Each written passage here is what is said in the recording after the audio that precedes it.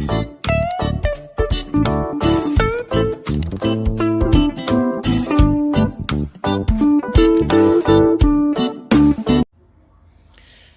وسهلا حبابي حباباتي، نتمنى تكونوا كلكم بخير وعلى خير.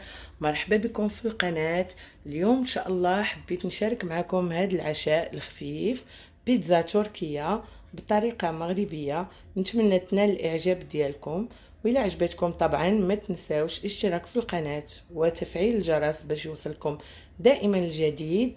يلا هو معايا الطريقه والتحضير ديال هاد البيتزا الشهيه. كل ما غادي نحتاجو لهاد البيتزا ديالنا، اولا لا باتا بيتزا غادي نحتاجو ليها 260 غرام ديال الطحين او الدقيق الابيض، 5 ديال الغرام ديال الخميره العاديه ديال العجين، الملح، معلقه ديال السكر، معلقه ديال زيت الزيتون ولوريغون الزعتر.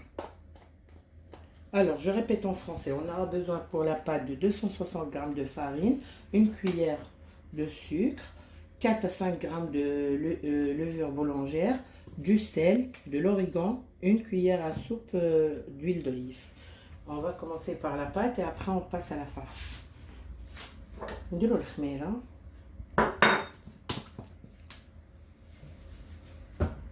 الملح، لوريغون غير شويه، نص معلقه ديال القهوه، معلقه صغيره، اون كويير دو سكر،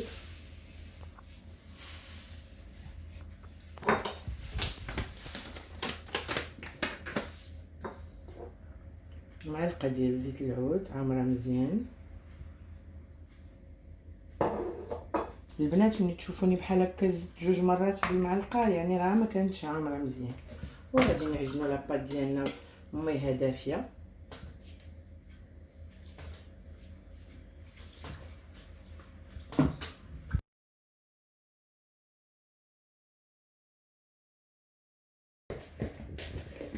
هاهي البنات، من بعد ما تجمعات ناخذ شويه ديال الدقيق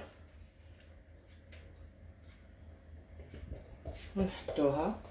من بعد ما درناها في لو بول مع شويه ديال الطحين، ناخذوا الفيلم اليمونتير ونسدو عليها مزيان ونخليوها في بلاصه سخونه. من بعد ما حطينا لاباط ديالنا تروبوزي لينا تختمر لينا، غادي ندوزو للكفته. غنحتاجو 500 غرام ديال الكفته، 500 غرام دو فياند هاشي، شويه ديال زيت الزيتون، ان بو دويل دوليف، لوريغون، الزعتره، كويس ديال الماء، الملح، التحميره، البزار، معلقه صغيره ديال البزار، معلقه كبيره ديال التحميره، اي شويه ديال الملح على حسب الذوق، سيل، بابريكا اي بوافر، لا كوريندر، القزبر، ان اونيون ديكوبي فينمون، بصله مشلده رقيقه، un poivron jaune pareil découpé finement، فليفله صفراء نكونوا مشلدينها رقيقه حتى هي، un poivron rouge découpé finement aussi، فلفله حمراء مشلدينها رقيقه. وان شاء الله غادي نبداو. غادي نديرو البصل، on met l'oignon، le poivron jaune، فلفله صفراء aussi، la coriandre، القزبر، القامه ديالنا، l'huile d'olive، l'équivalent de 2 cuillères à soupe، 2 معلقات كبار ديال الزيت العود، الزعتر، نص معلقه صغيره، وكويس ديال الماء. الكاسه نتوما البنات كما كتشوفوا ان بوتي فير دو. اي نخلطوا هادشي كله. ها هي الكفته ديالنا من بعد ما خلطنا معاها جميع العناصر، ونحطوها على جنب ونتسناو لاباط حتى تختمر لينا. Comme vous voyez, j'ai bien mélangé tous les ingrédients avec la viande hachée. On va la laisser reposer le temps que notre pâte monte un peu et on revient ensemble. Ça y est, من بعد ما اختمرت لينا نحطها على جنب. ناخذ شويه ديال دقيق نرشو به لو بلان طرافاي ديالنا، وهي اون فوالا ديغازي، نحيدو منها كاع الهواء والغازات اللي فيها بهذه الطريقه. وغادي نبداو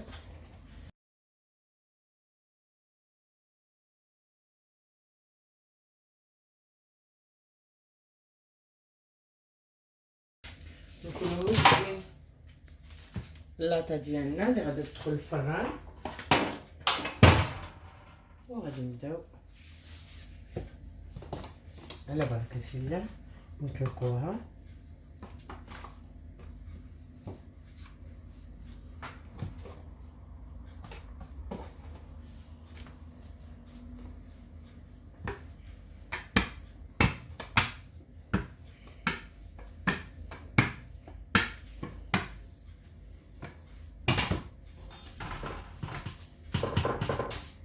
نحطوها في العطا مباشرة ونلامي وفي نوت ندير واحدة أخرى.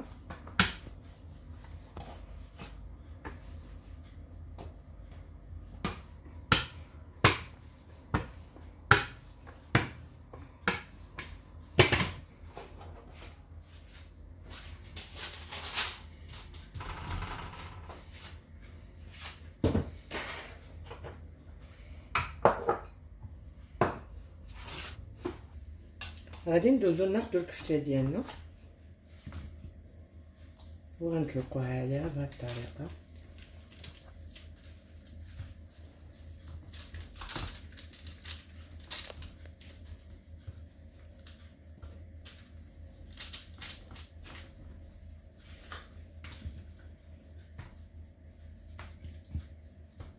في هاد الأثناء نشعلو الفران، نالوم لو فور sur 250 degrés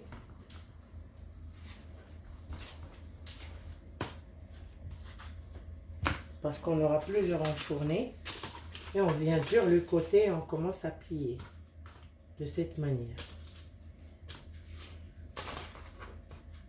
نجيو للجوانب غادي نسدو عليها بهاد الطريقة هذه.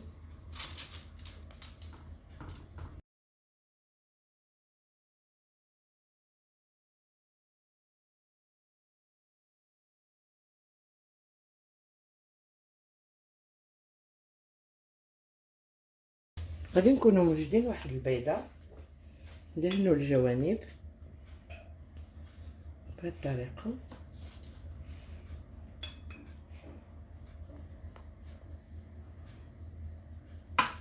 تغيير من البيتزا اللي مولفين عليها، مولفين البيتزا المعهوده اللي معروفه. هذه تغيير بيتزا تركيه رائعه بالتجربه البنات.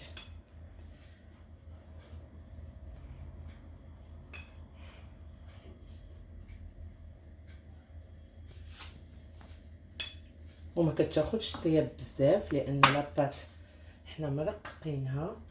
الكفته راكم عارفين دغيا كتستوي لينا في الفرن.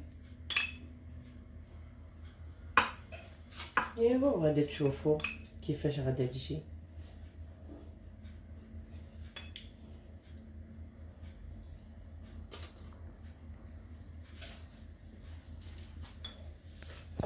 Alors les filles, on prend un œuf, on la badigeonne dans les coins et après on prend de l'emmental et on rajoute au-dessus comme ça.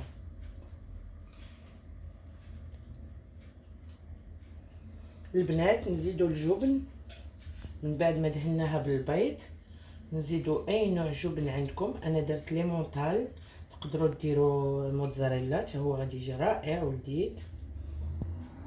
Vous pouvez le remplacer par de la mozza. La mozzarella c'est bon aussi. Voilà, et ça va au four. Ça va nous prendre maximum 15 à 18 minutes et elle est prête. مع البنات من بعد ما خرجناهم من الفران شوفوا شحال زوينين ومحمرين من داك الشيء. انا غادي نقطع وحيده دابا معاكم ونشوفوا هذا الشيء كي جا مع بعضياتنا.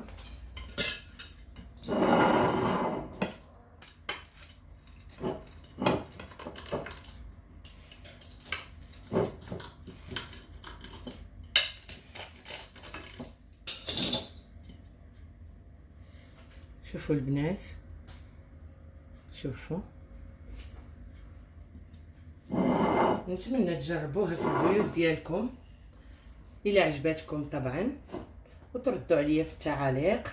صدقوني هذه عشيوه خفيفه وزوينه بالنسبه لفصل الصيف. مع هذه الحراره هذه الواحد يبدل شويه، ونتمنى تعجبكم، وكنقول لكم الى فيديو اخر ان شاء الله.